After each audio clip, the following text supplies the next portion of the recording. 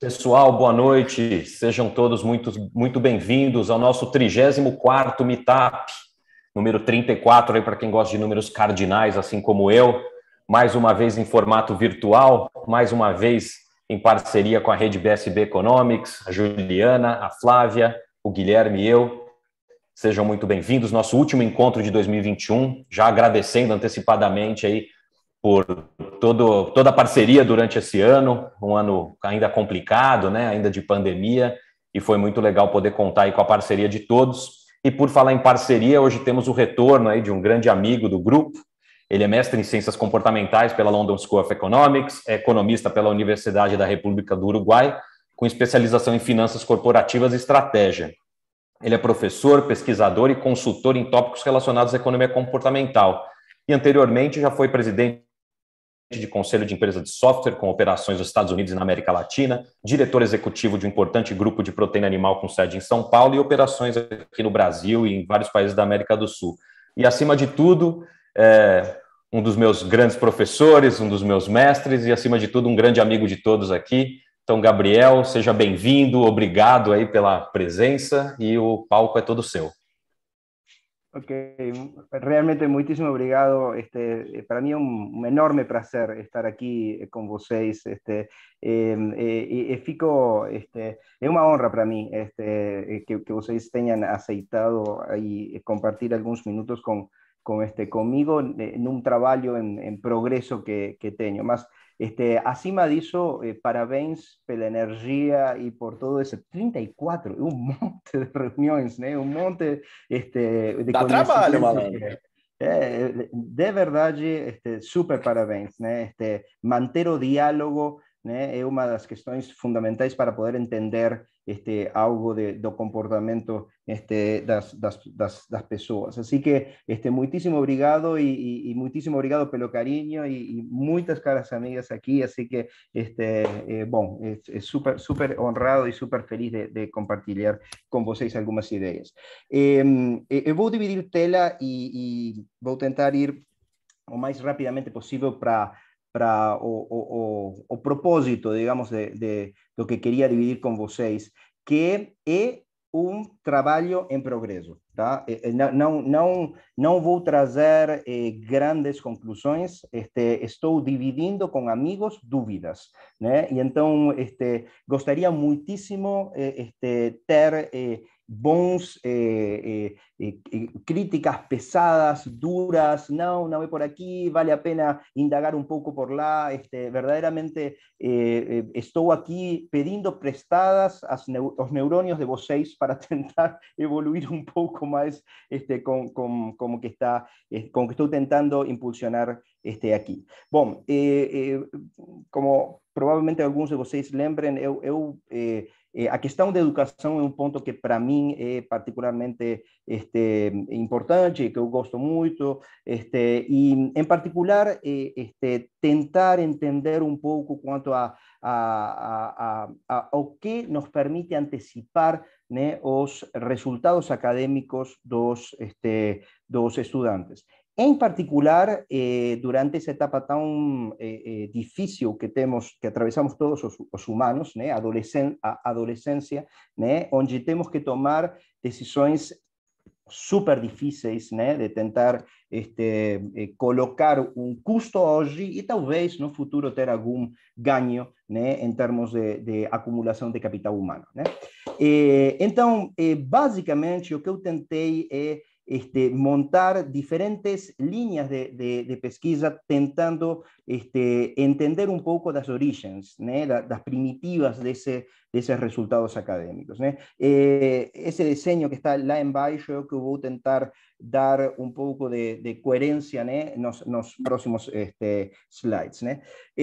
Um pouco anatomia, digamos, do que está aqui. Peço desculpas por trazer algumas das questões que eu uso nas aulas, né? Mas talvez alguns de vocês se lembrem desse tipo de estrutura, né? Mas a anatomia do que penso dividir com vocês é primeiro um pouco de entender desde onde vêm as decisões em educação, após falar um pouco da importância das habilidades socioemocionais no desempenho educativo, entender até onde, né, ponto importante como é uma preferência temporal, ou viés presente,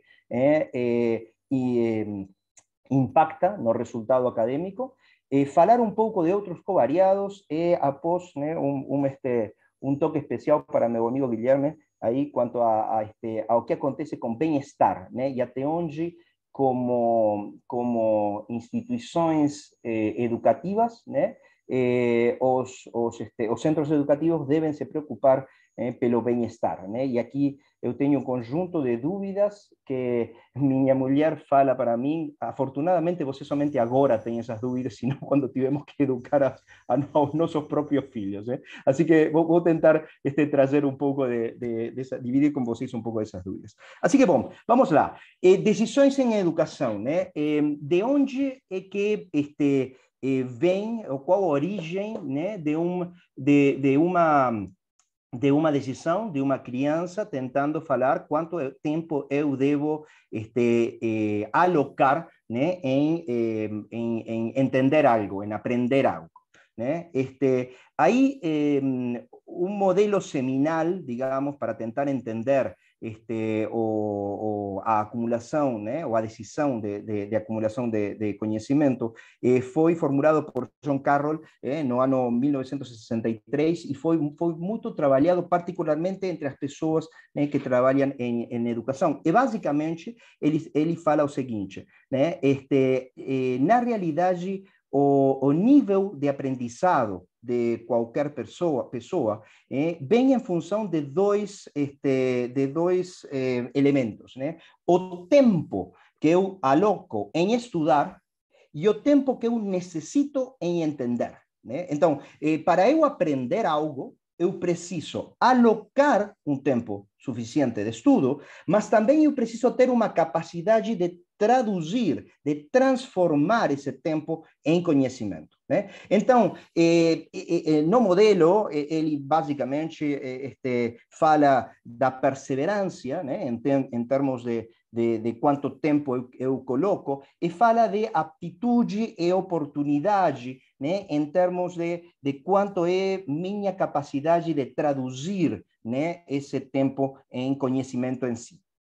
Ele traz alguns outros elementos lá, mas que não são centrais, pelo menos para onde é que eu estou tentando caminhar. Mas a questão de dividir, né, a capacidade de traduzir, né, tempo em conhecimento, né, e a necessidade ou a decisão de alocar, né, tempo para estudar, né, nos permite ressignificar a ideia de motivação, né? Geralmente, né, relacionamos a motivação com o fato de que o aluno completa ou não, né, as tarefas de casa, né, ou que não mostra competência nos testes, né? Mas olhando para esse modelo, talvez deveríamos entender a motivação, né, como um resultado de outro tipo de coisas. Assim como fala aí no slide, né, o aluno pode estar muito disposto a dedicar uma hora mais a estudar, né? Isso quer dizer que, na realidade, ele tem uma preferência de tempo razoável, né, em termos de estudo. Mas, se ele espera que essa hora seja improdutiva, né, então ele não vai diretamente a querer estudar, né? Então, eu posso estar muito motivado, ter muita vontade, mas não faz sentido eu estudar, porque diretamente quando eu vou, né, para a escola, né, os professores são um desastre, e então não faz sentido, não é produtivo para mim aplicar uma hora lá, não vou tirar nada razoável de lá, né? Então, esta ideia de motivação, né, e produtividade poderia estar baseando, né, a alguns comportamentos que nós às vezes falamos diretamente somente como motivação. E então, né, poderíamos falar, e aqui estou indo, né, indo 40 anos à frente, né, para um artigo recente do ano 2020, né, onde de alguma forma ressignifica algo, né, daquele modelo de Carroll e fala, tudo bem, então o aprendizado tem na realidade, né, dois conjuntos dois fatores, digamos, de produção, né, que A perseverança, que poderíamos falar que é uma preferência de tempo, né? E a aptitude, que é uma eficiência, que é quanto, né, o aluno, né, consegue traduzir, né, de alguma maneira esse tempo em algo útil para ele, né? Então, a partir desse modelo podemos falar, tudo bem, a escolha racional implica aplicar tempo sempre que o resultado dessa aplicação seja mais gostoso, né, entre aspas, que o resultado de uma aplicação alternativa do tempo. Esse mais gostoso é que impacte mais no bem-estar, que maximize a utilidade, né, esse tipo de coisa, né? O modelo é elegante no senso de que nos permite conceptualizar uma decisão racional por trás de um estudante que pode ou não decidir estudar, né?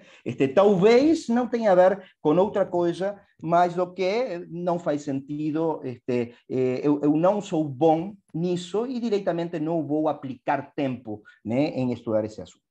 A decisão parece clara, temos elementos e até poderíamos aplicar, né, um modelo de maximização com restrições para resolver esse tipo de situações. Mas sabemos, né, que toda decisão não alcança com o ferramental, né, habitual, né, da racionalidade e devemos entender um pouco de vieses e heurísticas que estão por trás desse racional. E, na medida que temos, né, uma decisão que envolve tempo, os clássicos problemas que nós conhecemos de viés presente poderiam estar, de alguma forma, né, perturbando uma decisão ótima. E, além disso, existe um conjunto de crenças, né, que trabalham nas ideias de quanto a quanto tempo eu preciso para, né, tentar fazer, para tentar atingir esse conhecimento que estou tentando colocar. E então, aqui temos, né, dois de nossas matérias-primas desejadas em termos de ciências comportamentais, né? Vieses e barreiras, né? E por lá foi onde comecei a construir esse modelo, né? Temos um ponto de competências socioemocionais. Competências socioemocionais tem a ver com metacognição, tem a ver não diretamente com meu entendimento, mas com aqueles outros elementos que fazem de mim alguém persistente, né, ou que fazem de mim alguém otimista, né, e que finalmente atuam como barreiras ou não, né, na hora de aprender algo. E também temos, né, aquela questão de viés presente, né, ou preferências temporais. Estive trabalhando durante esse ano com um plano aqui no Uruguai que se chama Plano Ceibao, que é uma rede de apoio a todo o sistema educativo uruguaio, né? Onde fizemos alguns estudos, basicamente em 4, né, competências socioemocionais importantes, que são mentalidade de crescimento, autorregulação, autoeficácia e atitude social. Lá no slide vocês têm uma rápida, né, versão do que são essas 4 competências. A ideia é que uma criança que é autorregulada, né, consegue, de alguma maneira, conter as emoções e manter elas em um ponto em que não perturbam, né, os objetivos acadêmicos. Mentalidade de crescimento é aquela ideia de Carol Dweck, né, de que alguns de nós temos essa ideia de que nascimos com uma quantidade de inteligência, pouco podemos fazer para desenvolver ela a mais, e outros de nós temos a crença de que podemos fazer coisas para aprender, né, e que o aprendizado não está negado para ninguém. Autoeficácia é a ideia de que eu consigo, né, fazer o que está sendo pedido para mim ou não, e a atitude social tem a ver com, na medida que as instituições educativas são essencialmente instituições sociais, como é que eu consigo lidar com essa relação com meus pares. Para estudar essas 4 dimensões, adaptamos um formulário de 25 itens com um Likert de 5 pontos, que os alunos respondiam essas 25 perguntas e podíamos obter, né, essas 4 dimensões que estavam lá. O formulário é muito simples de ser aplicado, se aplica em 5 minutos. As crianças entendem com relativa facilidade né, os itens que estão sendo perguntados, e o formulário tem boas propriedades psicométricas, isto é mais quantitativo do que outra coisa, mas parece medir o que deveria estar medindo. Consegui fazer 1.600 aplicações no Uruguai em crianças entre 9 e 18 anos, com resultados consistentes, né, com os resultados dos estudos originais, né, feitos em Estados Unidos. Aí vocês têm a referência, né, Buckley e coautores, né, trabalhando esse resultado. O interessante é que consigo coeficientes de correlação com desempenho acadêmico consistentes entre 0,3 e 0,5, o que é bastante, né, em termos de educação, né? Ou seja, ter um fator que consiga ter essa capacidade preditiva é algo nem necessariamente tão simples de ser achado. Procurei com notas, né, qualificações, né, gerais de todas as disciplinas, mas também em subgrupos, né, ciências sociais, STEM, né, ciência, tecnologia, deporte, língua, né, todo parece estar alinhado, né? E também consegui ver, né, uma curva em forma de U, no senso de que estas competências socioemocionais são mais fortes e mais alinhadas com resultados acadêmicos, né, quando as crianças são mais novas, né, quarto, estamos falando 9, 10 anos, e lá na outra ponta, né, quando já estamos falando de quase adultos novos, adultos jovens, né, aí 17, 18 anos, né. Esses são os melhores momentos, né. No meio vem a tormenta que todos os que tivemos filhos adolescentes sabemos do que estamos falando, né? Aí temos esses grandes problemas. Mas o ponto é que, né, o formulário consegue, né, demonstrar isso ou evidenciar isso de uma forma bastante boa. Então, né, o formulário nos permite medir e estruturar esses 4 construtos, né? Os 4 construtos fecham com bastante literatura em termos do amadurecimento, né, da criança ao longo dos anos. Tenho uma diferença importante em minhas aplicações em Uruguai quanto a Estados Unidos, que tem a ver com mentalidade de crescimento. Parece como que as crianças aqui no Uruguai não estão tão pegadas àquele estereotipo de eu não sou uma pessoa que pode falar de matemática porque não sou de números. Bom, essa ideia não parece ser tão forte aqui no Uruguai quanto ao que deveria formular isso de uma forma diferente. Não consegui evidência, né, de que seja algo tão marcante aqui nas aplicações, né, do que em relação com aquilo que vi que foi provado, digamos, em Estados Unidos. Autoeficácia, sim, é baixo, né? Isto quer dizer, os estudantes têm as ideias de que são colocados desafios para eles que estão um pouco além do que seria razoável para eles trabalhar. E após, né, autocontrole e atitude social mais desafiadora em homens, né, o que é razoável, né? Os homens temos mais excesso de confiança, né? E isso provoca que tenhamos uma propensão ao risco maior, e isso, né, é consistente com autocontrole e atitude social um pouco mais desafiadoras. O ponto mais interessante, né, neste assunto foi que eu consegui, em 6 institutos, 6 centros educativos aqui no Uruguai, aplicar e discutir com os professores. E lá foi, para mim, a grande vantagem do assunto. Né? Conseguimos, de alguma forma, né, com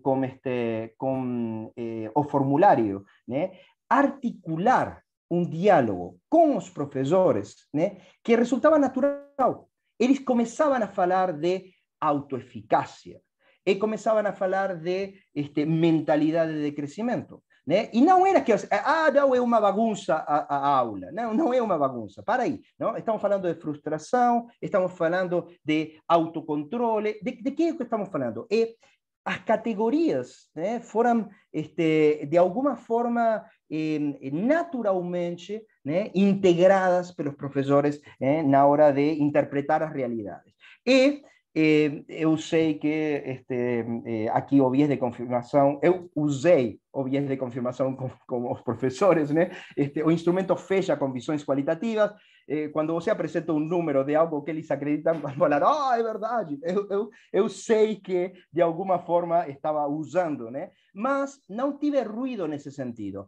No geral, né? As aulas, as salas, digamos, que eram mais conflictivas, né? Os grupos de alunos que eram mais conflictivos tinham leituras piores, né? Em termos de habilidades socioemocionais. Então, a parte que diria mais interessante, né, do que foi este primeiro ponto de habilidades socioemocionais foi o bem que conseguiu articular o diálogo entre os professores para falar de algo que não é tão simples de ser falado, né? Os alunos são diretamente, né, muito ruidosos, não estão atentos, eles não têm boa conduta. Não, para lá.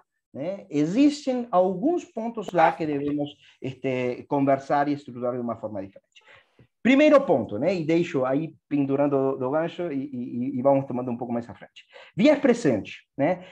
Que foi o que trabalhei, né, com viés presente e não tenho ainda o resultado que eu gostaria de ter, né? Com minha hipótese é aqueles alunos que tenham uma inconsistência intertemporal de decisões mais grande são alunos que vão diretamente estudar menos, né?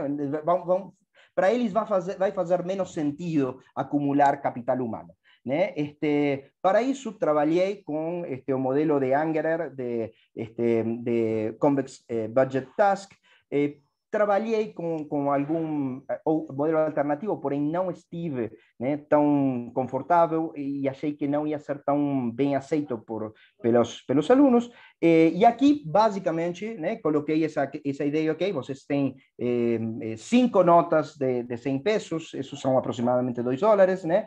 Quantas vocês querem colocar na caixinha de receber agora, quantos vocês querem colocar na caixinha de receber dentro de 4 semanas, que vocês vão receber o duplo, né, daquilo que está lá. E tentei ver, né, o que acontecia. A história é muito mais bonita que os dados, não tenho dados consistentes, porém, como sou muito teimoso, vou continuar indagando a ver se não existe lá algum ponto para tentar entender. Porém, mais paciência não consegui ser relacionada com menos nota, né, que deveria ser relacionada, tampouco consegue ser relacionada com menos habilidades socioemocionais, também não com índice de massa corporal, né, que sabemos que é um ponto que está muito relacionado com autorregulação, mas sim com mais idade, né? As crianças mais velhas, né, têm um pouco mais de paciência e mais felicidade, né? As crianças que têm mais paciência têm alguns registros de maior felicidade. Mas nada disso é estatisticamente significativo. Vou indagar um pouco a mais. Eu tenho dúvidas do meu instrumento, né? Acredito que Angerer, que pode não estar capturando bem as preferências de tempo, a questão financeira, né? E foi particularmente resistido por docentes, por professores, né? Como é dinheiro, né? E eu tento, não, mas para aí, deixa eu ver se existe alguma correlação. Não é uma... As categorias de habilidades socioemocionais viajaram no diálogo otimamente bem. As categorias de viés presente, quando eu tentei instrumentalizar, não foi tão bonito, digamos, o caminho, né? Mas estou agora com outro grupo de psicólogos trabalhando um pouco em entender melhor como medir as preferências de tempo em crianças e tentar ver essa relação com desempenho acadêmico. Então, aqui diria eu o coração, digamos, dos instrumentos que estou caminhando até agora. Sempre com o objetivo de tentar achar precursores tempranos, né, do desempenho acadêmico das crianças. Claramente temos, né, outros covariados particularmente importantes, né? Seria estúpido falar de que, não, o resultado acadêmico é somente dependente de vir presente, né, de habilidades socioemocionais. Avancei em alguns desses elementos, tenho consistente com a literatura, usando, né, o modelo de Big Five, conscientiousness, né, aquela tendência a ser responsável, organizado, trabalhador, direcionado a objetivos, e correlacionado positivamente com resultados acadêmicos. Então, acredito que um Big Five, aqui estamos falando com 10 itens, 10 perguntas, algo bem simples, né? Consegue antecipar o resultado das crianças. Trabalhei um pouco em termos de identidade. A questão é, alguns alunos acham que faz sentido que eles estejam lá, porque eu sou um estudante, né? Outros alunos falam, não tenho nada a ver, né, com o instituto. Então, essa ideia de entender a identidade, né, dele com a identidade de um aluno, né, é um ponto que pode ser interessante para antecipar alguns dos outros covariados. Achei informação valiosa, mas, sobretudo, esta foi a diferença do viés presente. Essa foi uma categoria, né, que caminha, que vive nos professores, reverbera nos professores, né? Identidade é um ponto que faz, que é interessante para eles. Não consegui, e preciso, e vai ser parte do meu programa 2022, trabalhar um pouco mais em antecipar ou entender, né, habilidades socioemocionais na casa, né, nas famílias, né? Eu costumo falar, né, as habilidades socioemocionais se herdam mais do que a cor dos olhos, né? Se os pais são pacientes, são ordenados, né, os filhos têm mais chance, né, de ser pacientes e ordenados, né? Mas se os pais não são, é provável que eles herdem, né, desordem por esse lado, falta de ferramentas de autorregulação. Essa é parte, né, do que vai ser o trabalho do ano próximo. Então, aí tenho, né, esses outros covariados. E já fechando, né, a última linha, né, que foi uma descoberta de último momento. Estava no meu programa no começo de ano, mas nunca imaginei que fosse reverberar tanto, né, na comunidade acadêmica, é a questão de bem-estar. Tá? A questão de bem-estar, eu tentei incorporá-la com base a dois elementos. Primeiro, medições típicas de perguntas, né, quanto ao bem-estar, agora vou apresentar quais usei, e após índice de massa corporal.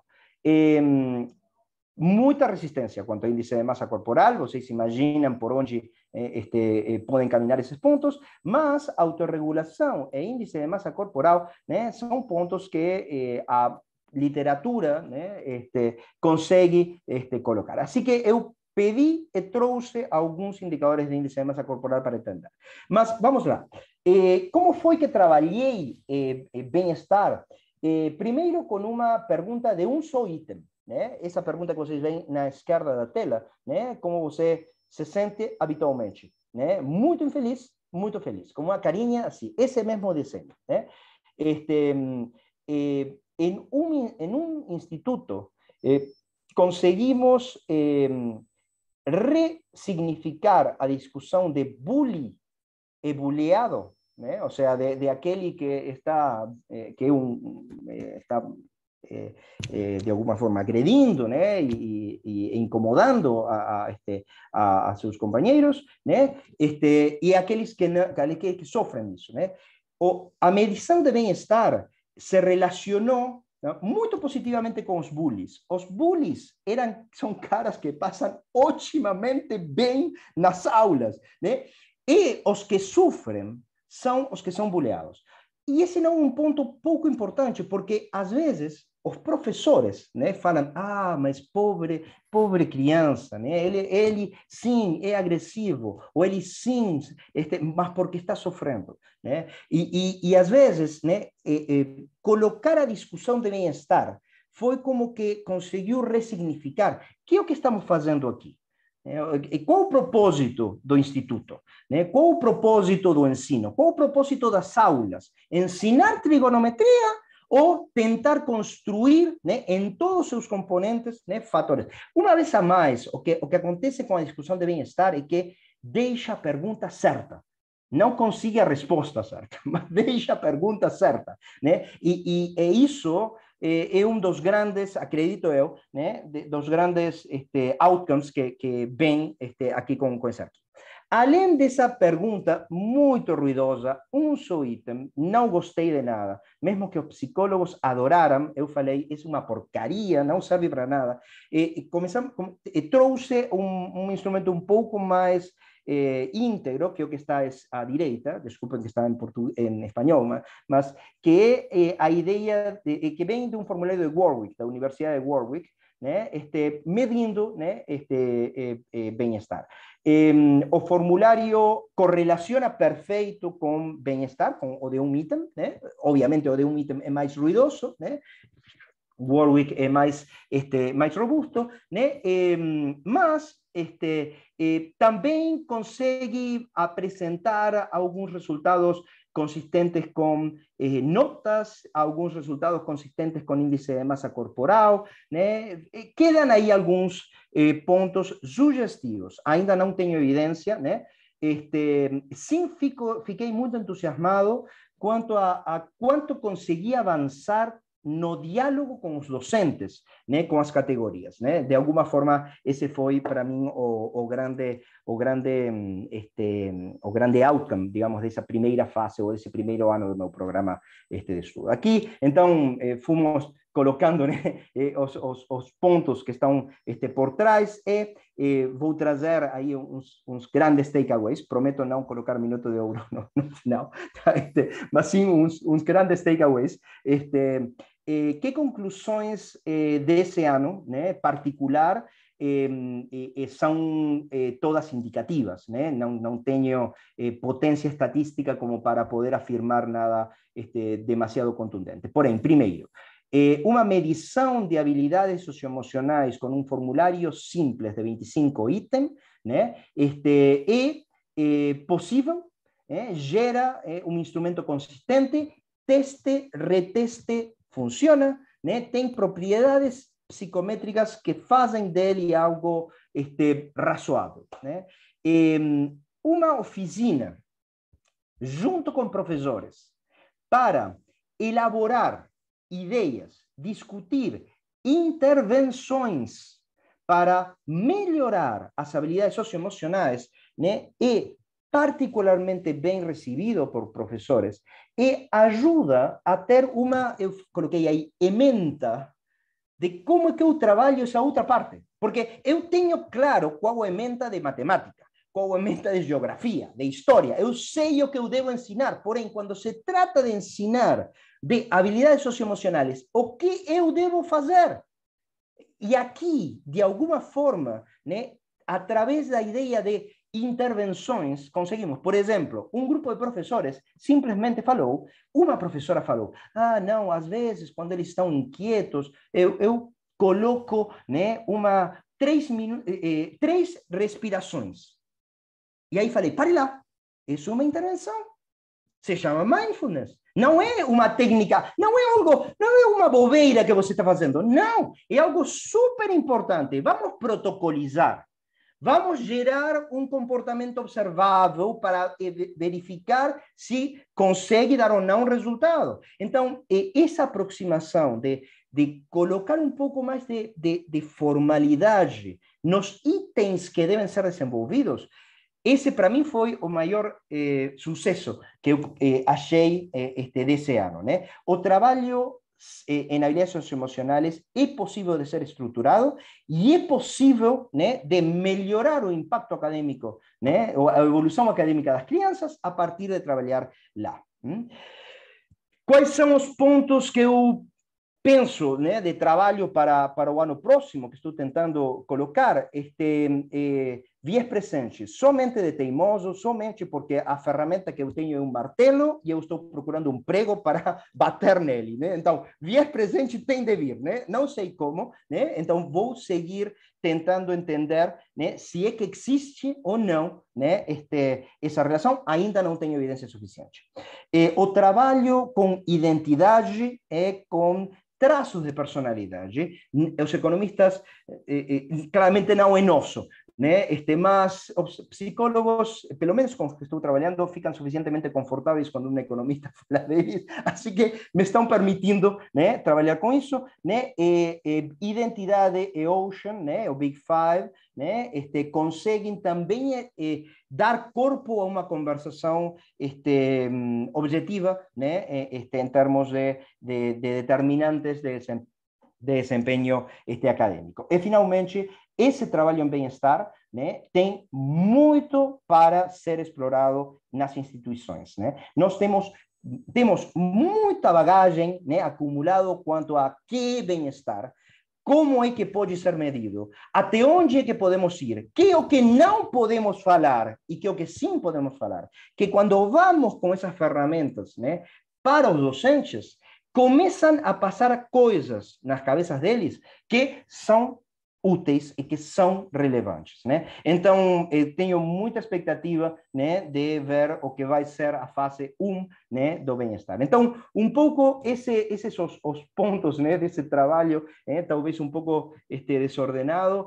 né? Acredito que consegui estar aí nos 30 minutos, porém, bom, esse um pouco, né, o que fui até lá, e fico aqui agradecido por qualquer comentário, pista, ideia, né, que vocês possam me dar para tentar alinhar ou encaminhar isso de uma forma um pouco melhor.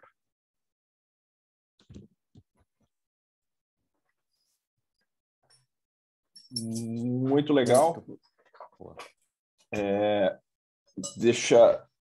Bom, e para variar, minha conexão à internet está dando como instável aqui, então eu ia me arvorar de host das perguntas, mas não vou me atrever. Eu tenho umas duas, mas acho que são um pouquinho mais técnicas, mais metodológicas. Acho que a Juliana tinha uma interessante. Ju? Eu vou começar com a minha, então, depois eu passo para o Arthur também tem uma, mas é curiosidade também. À medida que você ia falando, eu ia me lembrando de coisas que eu já li. Então, assim, eu vou até pedir desculpas por antecedência, que às vezes eu não tenho a fonte específica.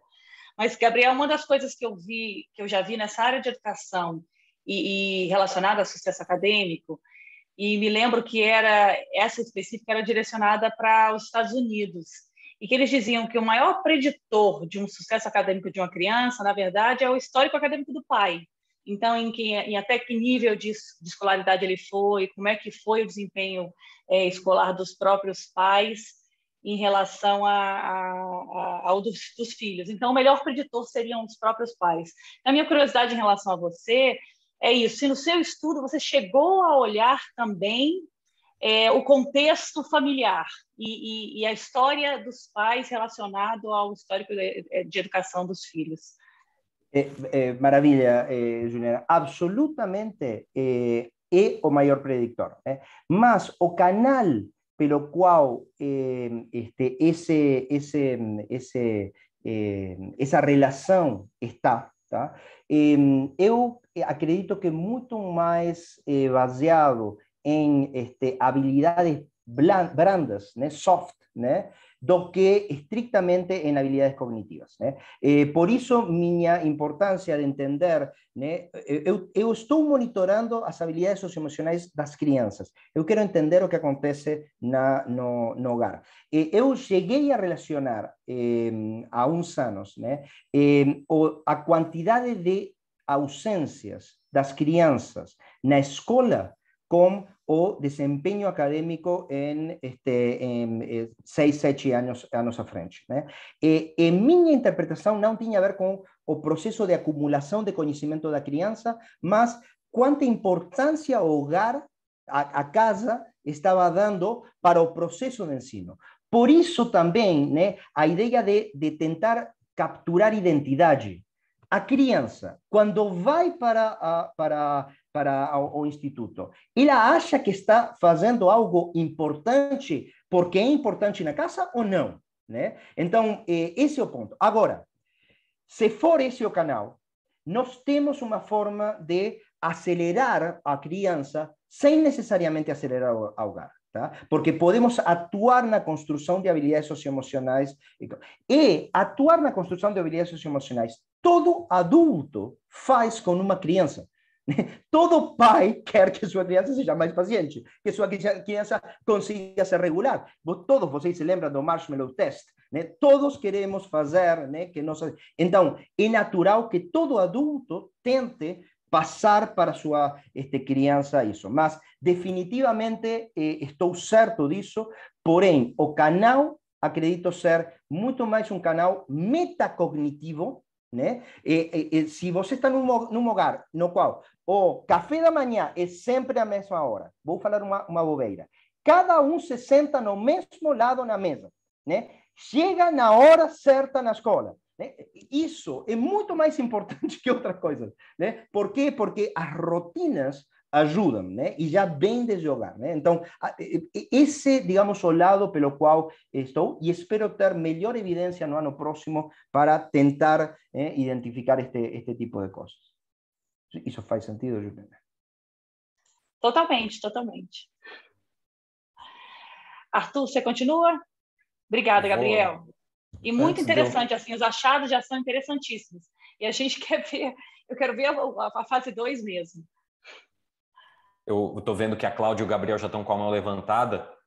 Só vou usar a prerrogativa da carteirada para perguntar primeiro, tá, pessoal? Desculpa aí.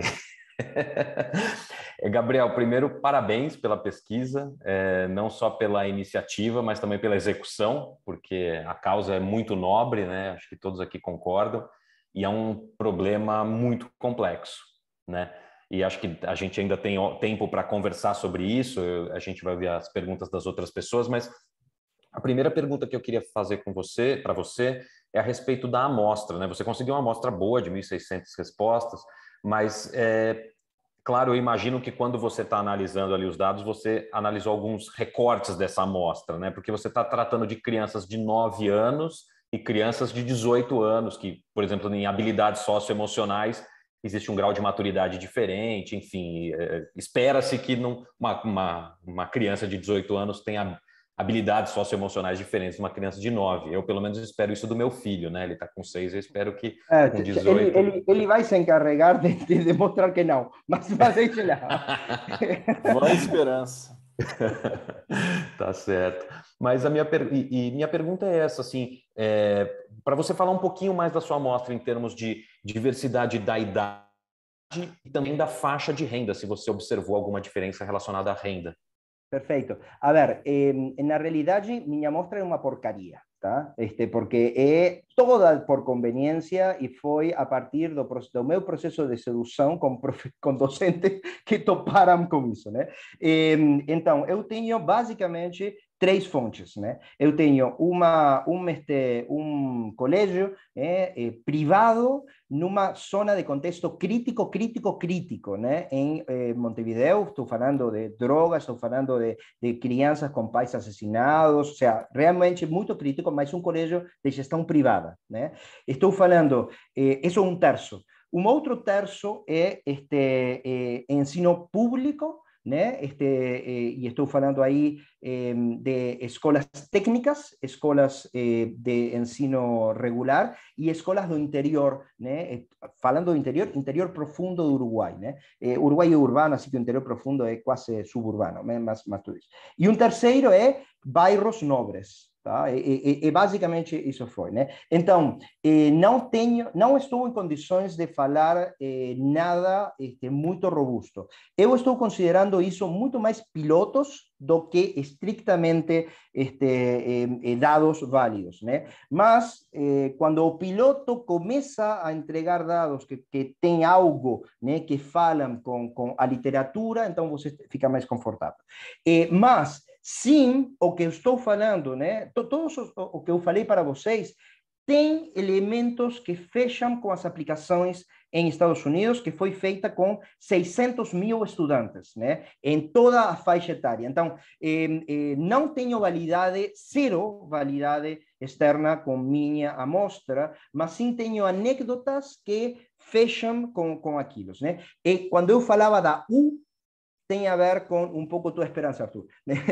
Sim, os 15 e os 14 são piores que os 18. São piores. Mas não quer dizer que os 18 sejam bons. Os 18 vão ser também ruins. Mas eu bem 14 e 15 são complexos. Maravilha, obrigado. Vou passar a palavra para a Cláudia, que está com a mão levantada. Cláudia, vamos lá. Solamente, disculpe, Claudia, antes de tu palabra, solamente uma mensagem a mais. A causa é nobre, mas o ensino está sobreestimado e a capacidade de aprendizado está subestimada. Os seres humanos evoluímos como máquinas de aprender, não de ensinar. Então, existem, acredito, né, em nós professores, e obviamente isto falo somente aqui, não me animo a falar delante dos professores, mas uma superestimação do rol, do papel deles mesmos no processo de aprendizado das crianças. Né? As crianças precisam muito menos do que os professores acreditam para entender o que está sendo... E eu tenho somente evidência anecdótica, porém, tenho uma diretora de um instituto de ensino, nós falamos secundário, aqui estamos falando 14, 15 anos, que apagou aulas de geografia e história e trocou elas por aulas de cozinha, levando aos professores de geografia e história a falar de geografia e história quando as crianças estavam cozinhando, né? Essas crianças aprenderam muito mais de geografia e história que numa aula regular. Né? Quando nós temos, né, diretores, professores que entendem que o processo de ensino, né, e o processo de aprendizado, né, talvez não são tão tradicionais como eram antes, e que conseguem, né, de alguma forma, entender que aqui no celular essa criança tem muito mais do que tínhamos nós. Você pode não falar dele, de Ruffini, que era para fazer polinômio de quarto e quinto grado, e tirar raízes, uma coisa horrível. Você não precisa ensinar disso. Na hora que alguém, né, precise entender, vai para o celular. Né? E temos docentes, professores, que entendem algo disso. Então, é nobre o aprendizado, porém, devemos balancear, né, essa questão de até onde, né, o aluno precisa, né, de tanto empenho do professor, né, talvez o professor deve, né, procurar um pouco mais por outro tipo de ensinamentos lá. Desculpe, Cláudia, mas me ficava esse ponto aí que queria trazer. Não, foi incrível, porque na realidade eu ia dar um depoimento, mas agora eu acho que eu quero que você reforce o que você acabou de falar. Bom, o primeiro depoimento tem a ver com isso que você disse, que menos com o ensino dos pais e talvez mais com o reforço socioemocional. E meu exemplo, né, perto, assim, meus pais fizeram 4ª série primária, meus avós não sabiam ler e escrever, e eu diria que, na média, eu tenho uma educação bem forte. Né, eu fiz 2 faculdades, 2 MBAs, 2 pós-graduações, então acho que tinha menos a ver com eles serem sido educados, mas a importância que eles e o entorno todo deram ao fato de educar. Então tem muito a ver com, de novo, né? Eu sou uma amostra pequena, mas tem a ver com o que você falou do reforço socioemocional do processo. Então, mas aí eu vou emendar, então, agora numa pergunta que é um dilema que eu estou vivenciando agora, que você acabou de falar, que é entre a diferença de aprender e de ensinar. Não quero desviar do tema, mas assim, né? Muita gente fala de educação ambiental. Só que isso tem me levando a levar que é isso, né? As pessoas estão educando, né? Ou seja, uma coisa é eu ensino, mas não necessariamente eu aprendo. E acho que você tateou um pouco nisso. Então, se você puder reforçar, porque eu tenho tido essa discussão, mas como eu não sou acadêmica, não sou professora, é desafiador dizer, gente, está todo mundo educando mentalmente, mas ninguém está aprendendo nada. Então, queria que você colocasse o dedo nesse lugar aí, se eu posso falar mesmo, porque como eu não sou professora, eu não quero, né, ser mal educada com nenhum acadêmico dizendo, uma coisa é você ensinar, outra coisa é outro aprender. Não sei se vou ter muito elemento lá, mas algumas palavras que ficaram reverberando em mim foi a ideia de que a espécie humana acumula capital, né, conhecimento, a partir de copiar uns a outros, né? E não devemos ter vergonha em copiar, se trata de copiar. Eu nunca falei nada original meu em nenhuma de minhas aulas, eu simplesmente repeti questões de outros, né? Então, talvez quando falamos, né, e quando colocamos tanto peso no processo cognitivo por trás do aprendizado, né, estamos batendo no lado nem necessariamente mais eficiente.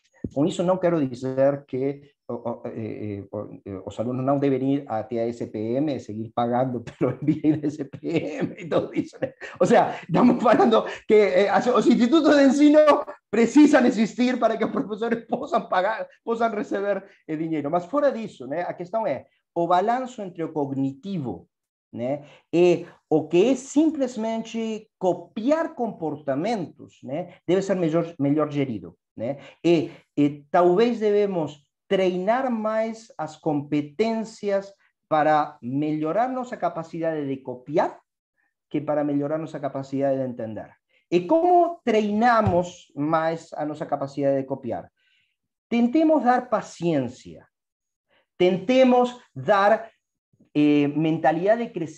mentalidade de crescimento que fala, você vai poder. Tentemos derrubar a ideia de isso está além do que eu posso. Se uma criança ou qualquer pessoa acredita que algo está além do que ela pode, diretamente vai estar além do que ela pode. Então, o que nós mais podemos fazer é tentar falar, tudo é possível. Tudo é possível, claro, desde que seja possível. mas geralmente o que nós tentamos ensinar é possível, né? Então, tentemos derrubar essas barreiras, né? Trabalhar nessas barreiras.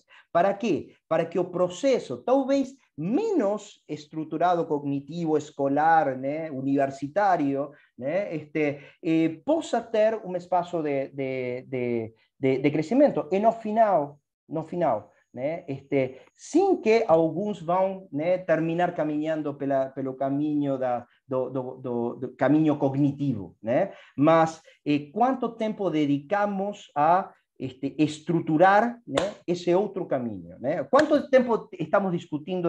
Flávia, se lembra quando falávamos, né, dos cursos, né, reduzidos, ampliados, blended, né, na SPM, né? Quanto tempo alocamos em tudo isso? E quanto tempo alocamos em pensar como faço que os alunos tenham a câmera ligada? Como faço, né, de que as aulas sejam suficientemente entretenidas para que estejam ao vivo? Né? Esse tipo de caminhos, esse tipo de pontos são muito mais relevantes para o processo de aprendizado, né? Acredito, né, que talvez, né, tanto investimento no processo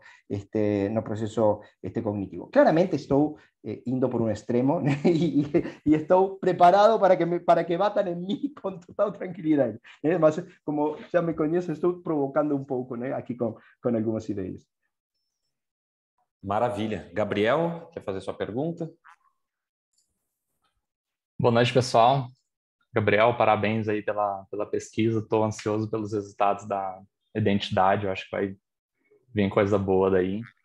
Eu já estudei um pouco, né? Já dei uma lida em algumas coisas de educação. Nunca me aprofundei, mas assim como a Juliana, eu vou falar coisas de referências espalhadas que eu tenho aí. Mas uma coisa que grudou na minha cabeça muito foi o trabalho da Barbara Oakley sobre o Learning How to Learn.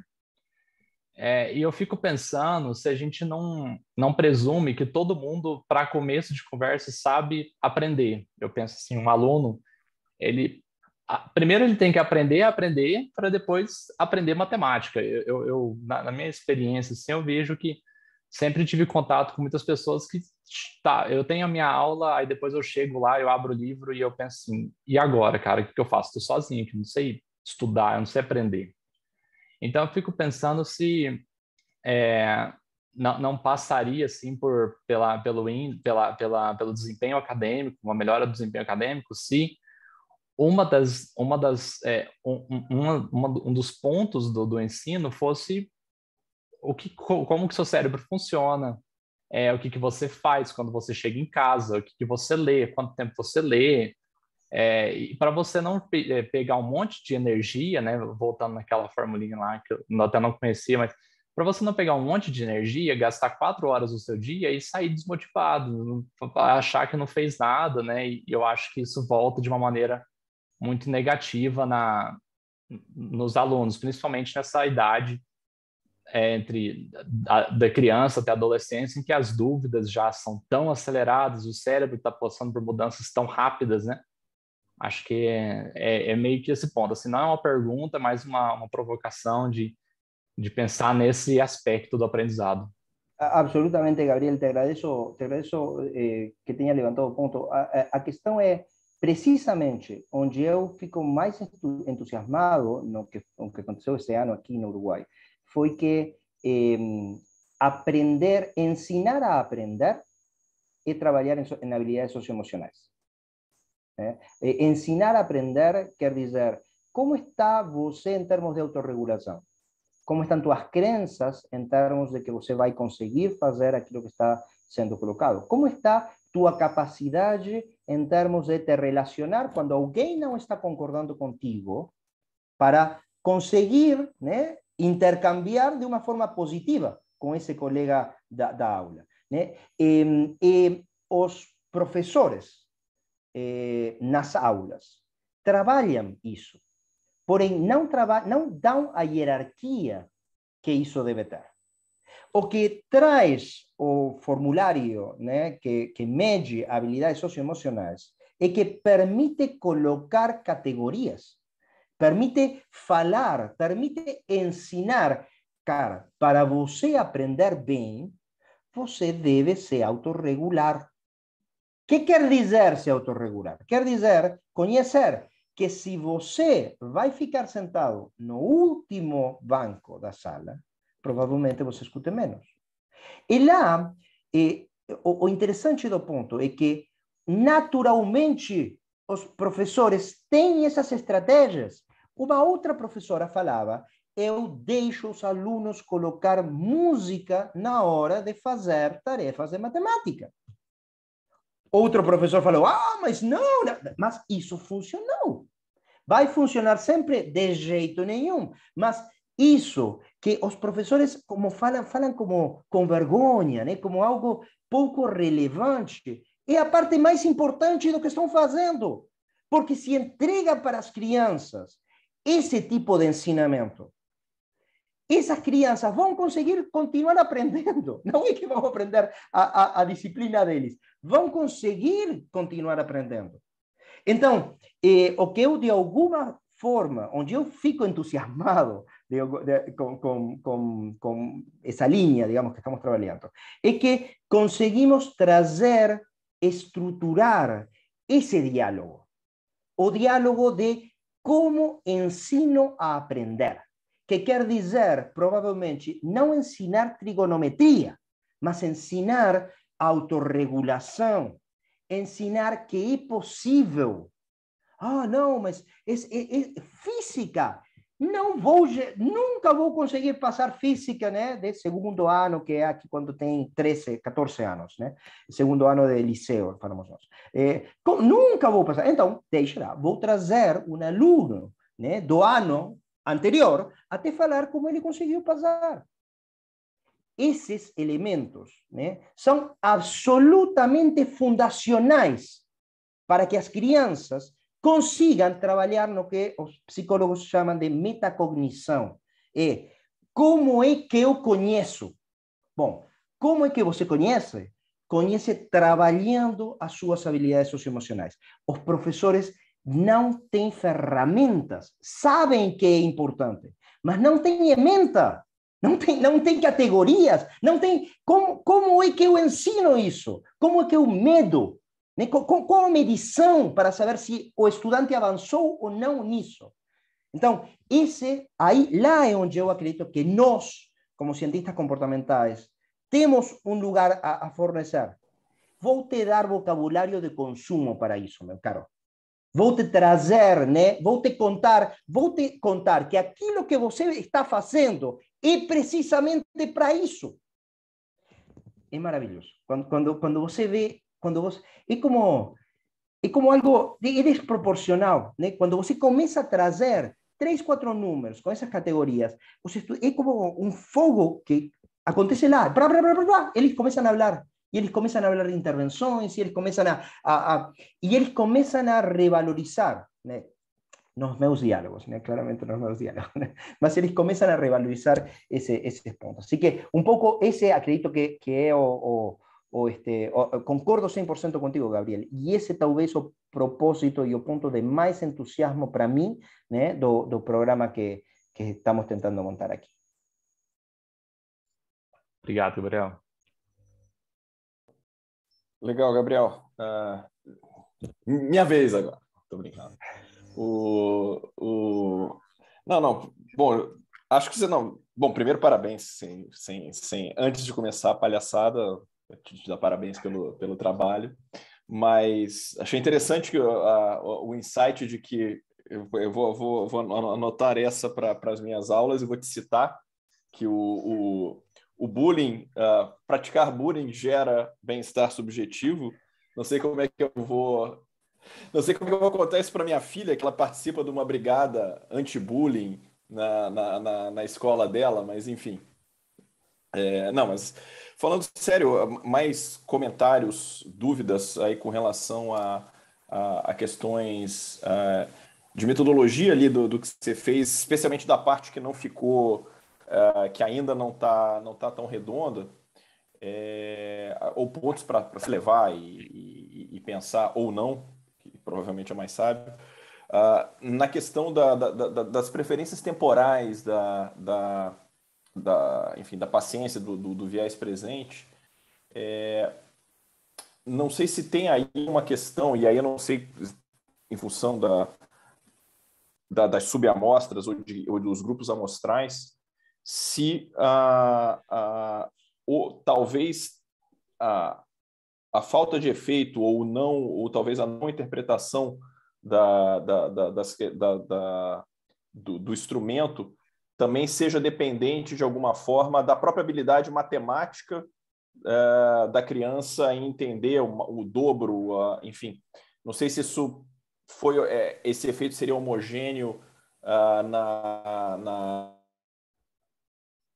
enfim, talvez o instrumento em si tenha sido um pouco complexo para esse público ou para parcelas do público, mas enfim.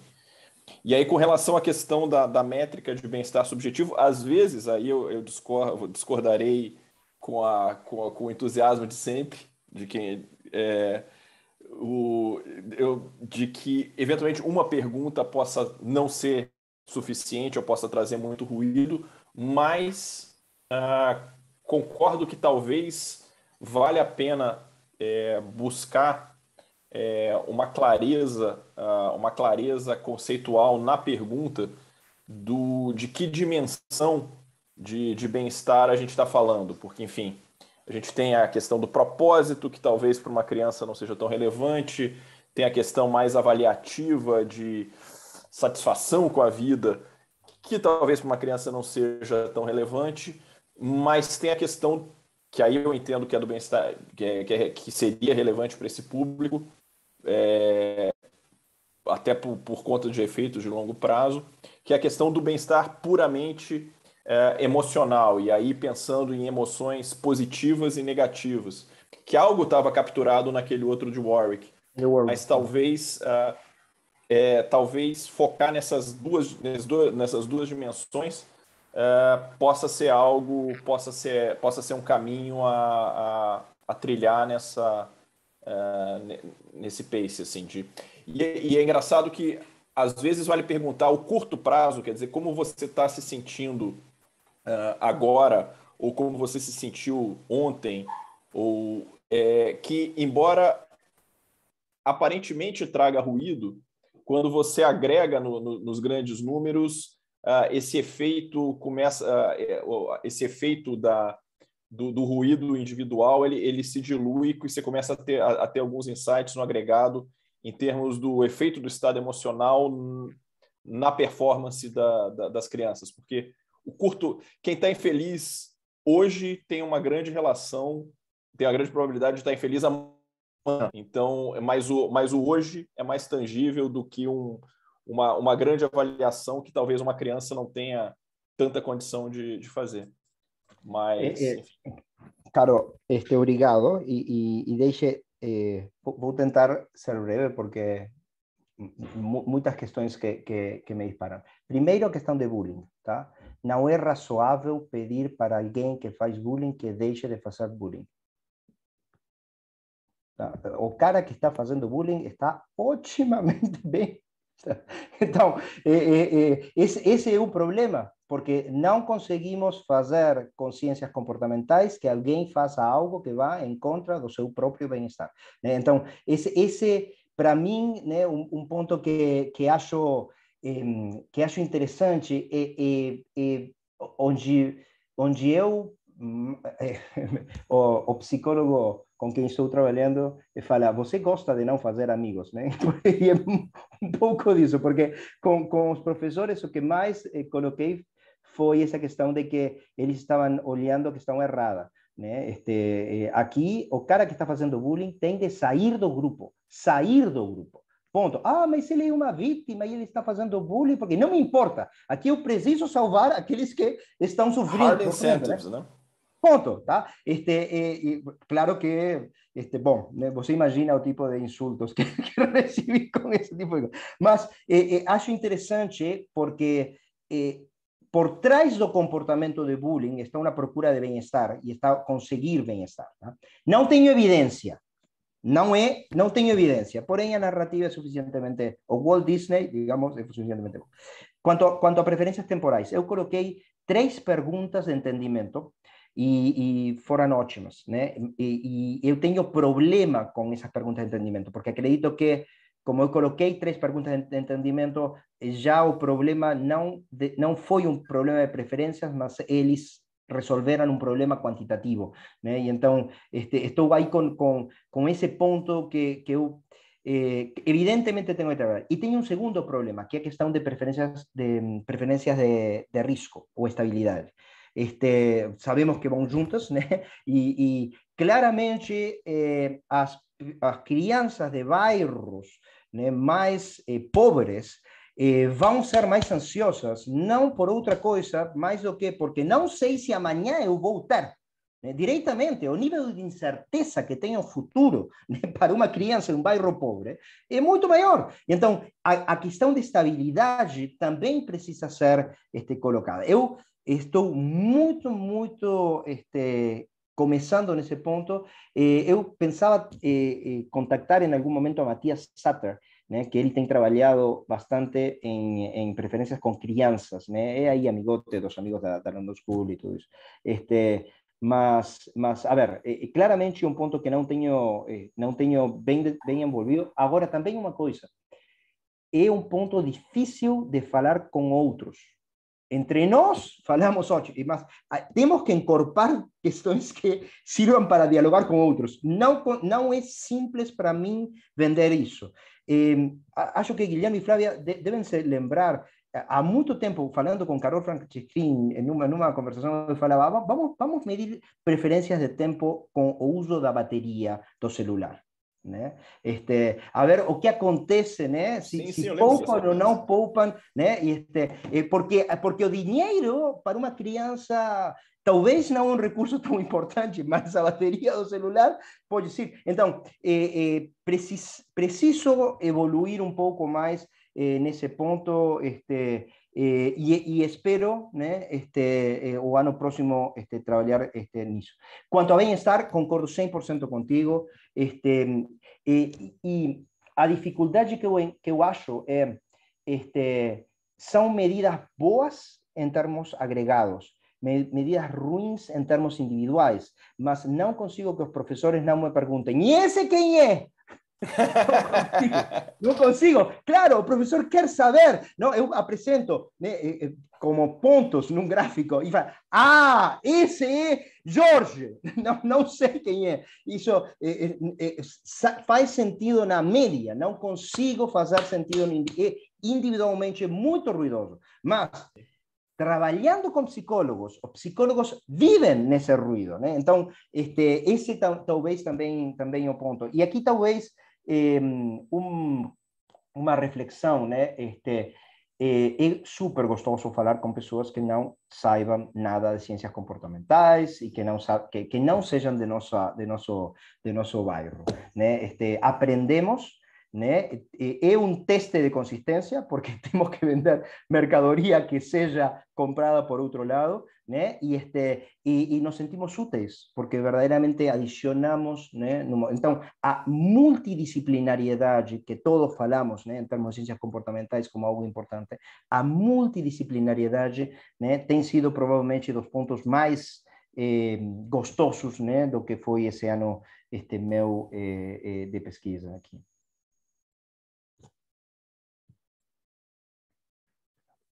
Maravilha.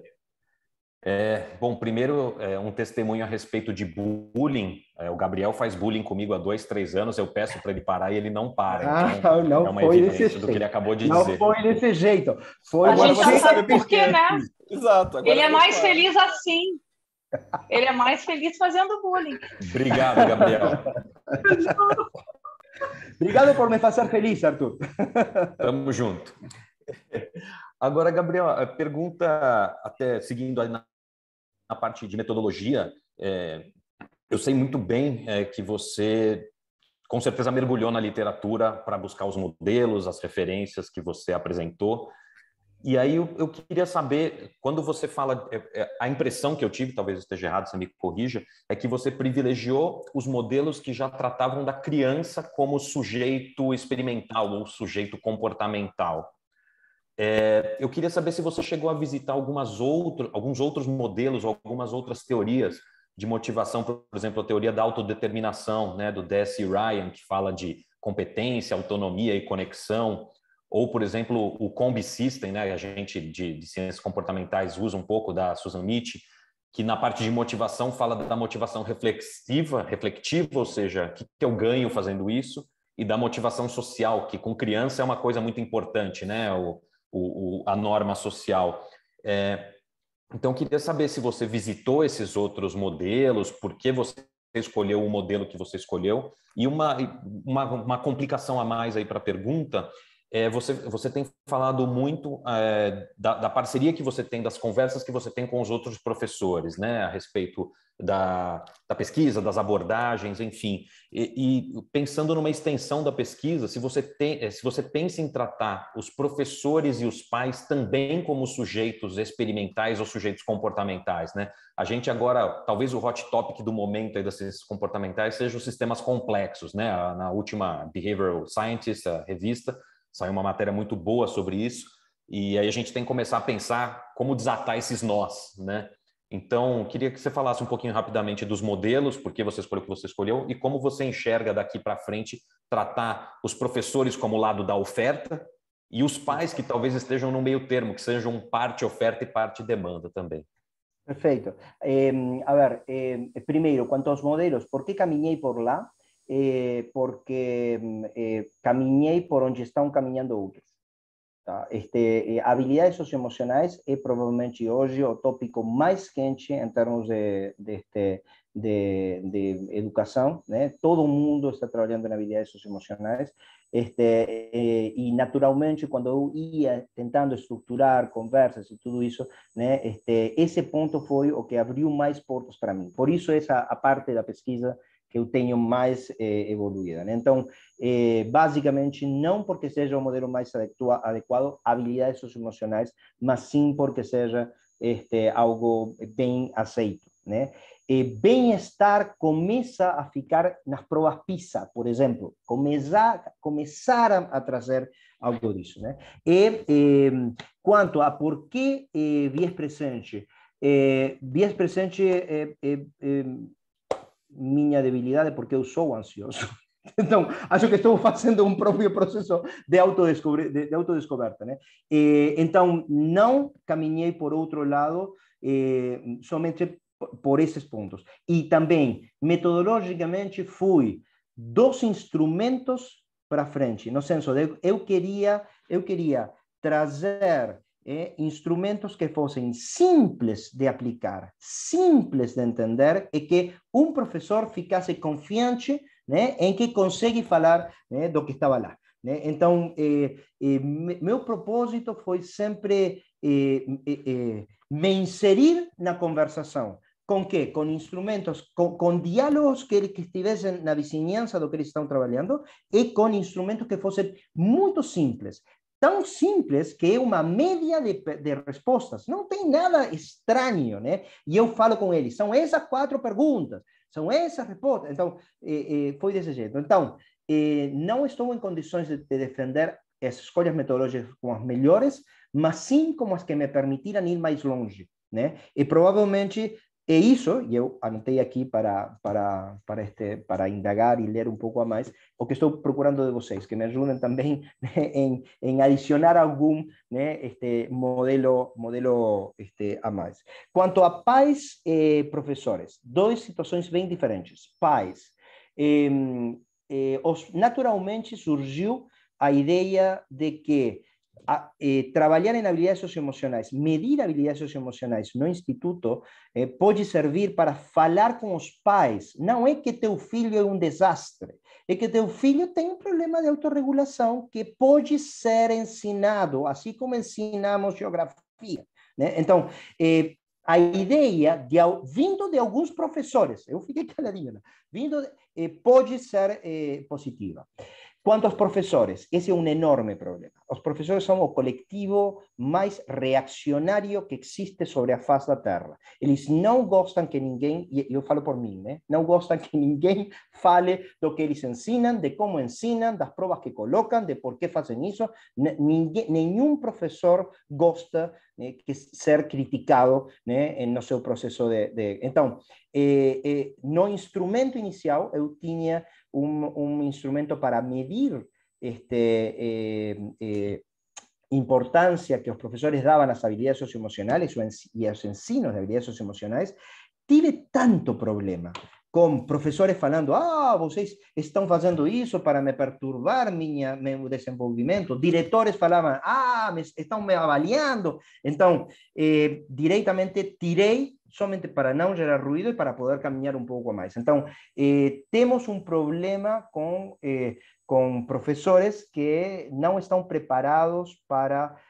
não estamos são professores universitários, mas no geral, né, os adultos que ensinam, né, nem necessariamente estão preparados para topar com que o que eles estão fazendo deve ser feito de uma forma diferente. Existe, pelo menos aqui no Uruguai, um coletivo, né, que não é simples de ser acessado. Maravilha. Ju? Gabriel, agora, na verdade, mais uma pergunta de curiosidade e trazer um pouquinho do contexto da pandemia da Covid. Então, a gente sabe que uma das áreas que foram mais impactadas nesse momento de retomada pós-Covid, vamos torcer que a gente realmente entre na retomada, foi a educação, né? O gap de aprendizagem, principalmente no mundo subdesenvolvido, foi, enfim, multiplicado por, enfim, quase exponencialmente. Então, eu queria que você compartilhasse com a gente um pouquinho a sua experiência, como o seu trabalho foi impactado pela pandemia, se você adaptou durante isso. Eu sei que o Uruguai lidou muito bem com a pandemia em si, e se você puder até contextualizar um pouquinho, na educação do Uruguai esteve muito, realmente, escolas fechadas, se o gap realmente aumentou. Então, como que isso impactou o seu trabalho? E trouxe em evidência também a importância da saúde mental e valorizou ainda mais essas habilidades socioemocionais que você menciona. Então, como você vê que o seu trabalho ainda vai ser impactado e também como as escolas, você acha que as escolas vão tratar desse assunto, uma vez que realmente entremos nessa retomada pós-Covid? A ver, o Uruguai teve remoto na primeira metade do ano, presencial na segunda metade do ano. Presencial full, tá? Sem nenhum tipo de limitante. O tema Covid foi a excusa perfeita para tudo. Tá? Então, o maior problema que tive com a questão de Covid foi a menção, a referência ao tema de Covid. Tá? No retorno, o segundo problema que tive é que os adultos tinham um nível de estresse formidável. Pais, professores, né? Então, muitas das conversações, quando falávamos de habilidades socioemocionais, eram trocadas por questões emocionais, não autorregulação, não mentalidade de crescimento, mas diretamente angústia, medo, né? Emoções, né? Que não é o mesmo. Não é o mesmo. E, a ver, como sabemos, também quando que muitas vezes, né, falam economia comportamental, as decisões são racionais ou emocionais. Não. As decisões racionais são automáticas, né? Emocionais é uma parte, né? Mas entrava pela janela toda uma discussão de angústia quanto a isso. Então, sem dúvida, houve problemas e assuntos que dificultaram o avanço da pesquisa. Em termos gerais, a Europa, nos anos 40, não foi que houve pandemia. Né? Houve 10 anos no qual não existiu ensino. Né? Ou seja, e não tivemos nos 70 cirurgiões ou nos 80 cirurgiões europeus que eram piores que os cirurgiões europeus dos anos 30. Eu tendo a ter uma visão um pouco mais otimista quanto à capacidade do aprendizado do ser humano. Tá? Os seres humanos compensamos. Compensamos, né? E acredito que esses prognósticos catastróficos quanto a são um pouco filhos dessa superestimação de que se o professor não ensina, o aluno não aprende. Né? Provavelmente nós devemos ser um pouco mais cautos, né, quanto a esse excesso de confiança e acreditar que de aqui a 20 anos vamos estar, né, lá na mesa de um cirurgião que vai nos operar e ele vai ter tido aulas virtuais e o cara vai fazer o mesmo trabalho que faz algum outro. Então, tendo a ter uma visão um pouco mais otimista, né, quanto às crianças, porém, sim, acredito que houve efeitos fundamentalmente nos adultos, tanto pais como professores, né, que eles tinham um nível de estresse, de baixa tolerância, né, a situações muito, muito grande. Mas, mesmo assim, né, as ferramentas conseguiram rodar, né, e conseguiram articular alguns desses pontos.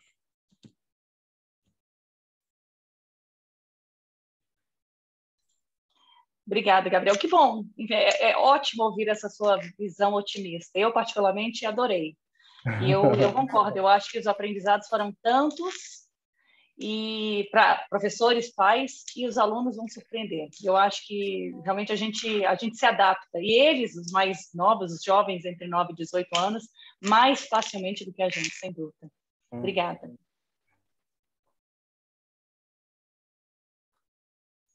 Legal, Gabriel.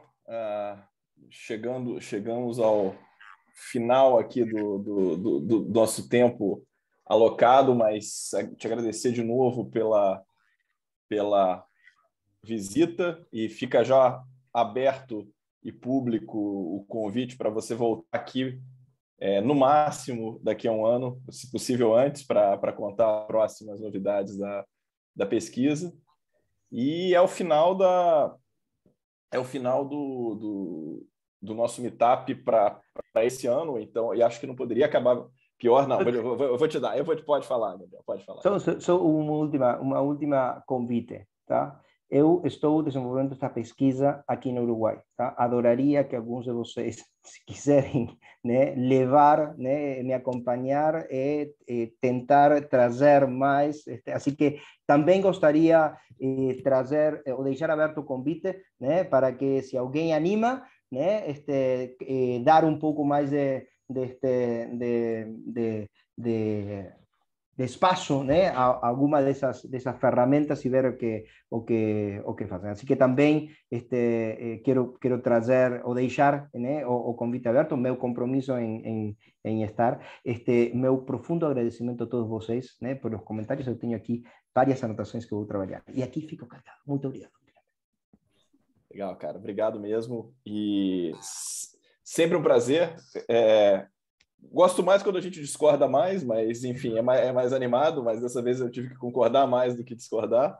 Mas, de novo, gente, para quem ficou até agora também,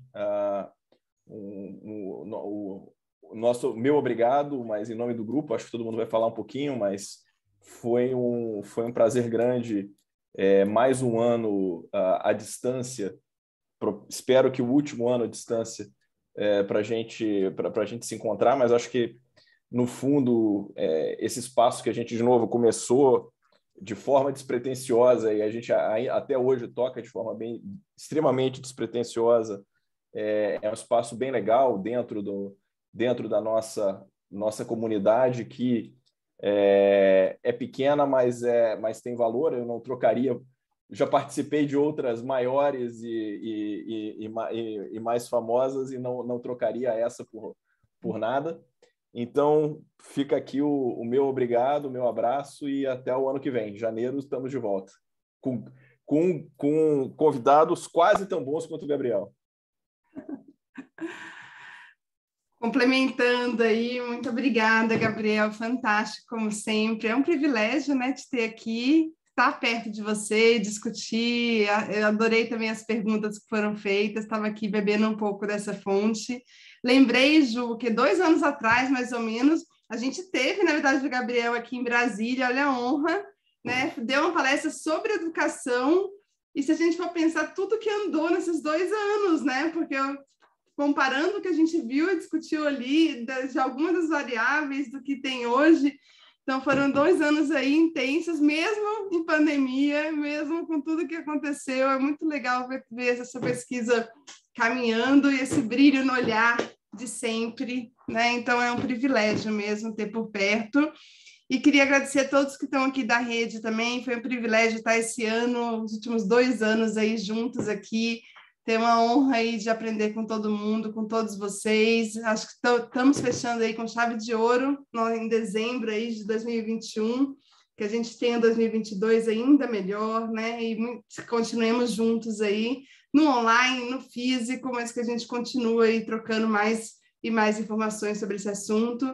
E queria também aproveitar para agradecer aí o Guilherme, o Arthur e a Super Ju aí, que essa parceria é incrível, eu aprendo sempre e foi, sem dúvida, um ponto importante desses últimos 2 anos aí de força, de motivação, de admiração. Então, obrigada a vocês 3 e muito obrigada, Gabriel, aí, por tudo. Ju, ladies first, Ju. Então, pronto, vou só uma palavra para fazer minhas as palavras do Guilherme e da Flávia. Foi um prazerzão, realmente, fechar o ano mais uma vez com vocês. Essa parceria com a C3 é incrível. Gabriel, um privilégio tê-lo conosco, que realmente se repita no ano que vem novamente. E a todos, desejo só muita gratidão e desejo só boas festas. Vamos aproveitar para descansar um pouquinho, desconectar e voltar todo ano que vem. Valeu, gente. É isso aí, pessoal. Gabriel, mais uma vez, obrigado. Espero que tenha sido tão bom para você quanto foi para a gente. A gente está aqui foi uma espécie de troca. Hoje foi um meetup um pouco diferente. A gente teve uma troca, então espero... A gente está saindo daqui muito melhor do que a gente entrou. Espero que seja o caso para você também. Quero agradecer todo mundo que participou, especialmente quem está aqui até agora. Para a gente que organiza, é muito legal olhar ali na lista de participantes e ver nomes que a gente não tinha visto antes, né? Então, tem sempre gente nova chegando.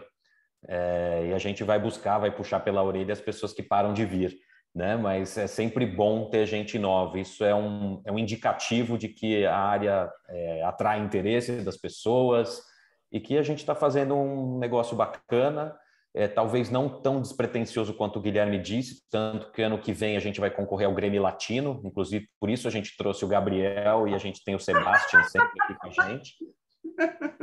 Mas, acima de tudo, queria agradecer a todos que fazem a comunidade, né? A gente organiza, nós temos os convidados, a gente teve convidado do mundo todo, como a Flávia falou, acho que um dos grandes pontos positivos aí dessa questão da pandemia é que a gente conseguiu se reinventar e agregar muito para o grupo, né? Então, quem faz a comunidade são vocês, né?